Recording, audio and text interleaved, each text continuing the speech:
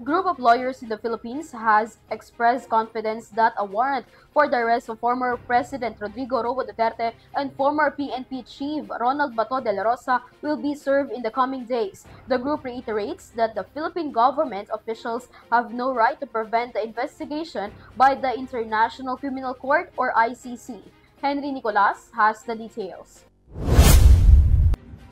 The National Union's People's Lawyer or NUPL believes warrant of arrest will be served this year in connection with the ongoing investigation by the International Criminal Court or ICC for the alleged crimes against humanity of murder or murder under the administration of former President Rodrigo Duterte.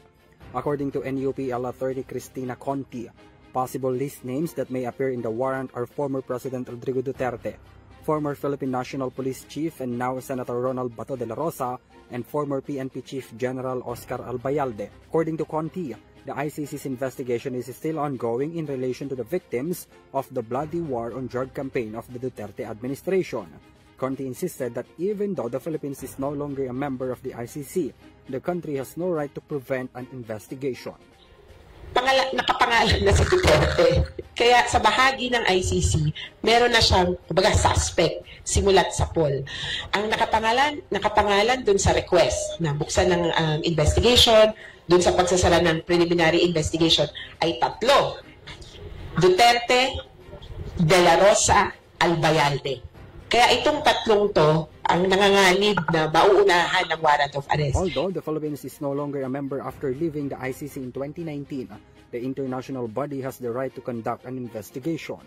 Despite this, Attorney Howie Calleja of the Isambayan is hoping that it will be peaceful and no one should be hurt when the warrant is served against the accused. It is said that if Duterte is arrested, there is no exemption even though he used to be the president of the country. May enjoy niya, wala naman siyang immunity dito sa ICC. That's why nga may warrant, hindi na question yung immunity. It's a question of enforcing, no?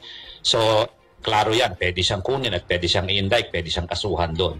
Ngayon, kung nasa sa ICC na yan, I mean later on your other question, kung kasama yung mga, let's say, danyos doon sa mga victim, so tingnan na lang natin kung anong kalabasan ng korte. But he also added that the ICC cannot make their next step to be public because it is confidential. But it is certain that Duterte will not be summoned, a warrant will be issued against him.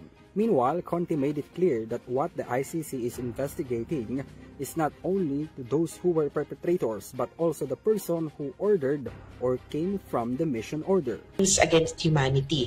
Ano yung mga kasong napafile sa Pilipinas? Murder, homicide, 8 years, ganyan.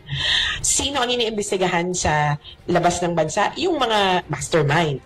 Sino ang iniimbestigahan sa loob ng Pilipinas? Yung pulis na bumaril, maski DOJ ang sinisilip. Yung mga team. Kaya hindi pareho ang kanilang investigasyon.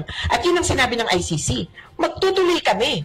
Kasi walang nangyayaring katulad ng investigation namin dyan sa Pilipinas. Bitin kayo. Kami ang magbubuo ng kwento. The PNP has already mentioned that it will follow the government's non-cooperation stance in the investigation of International Criminal Court in the drug war of the previous administration.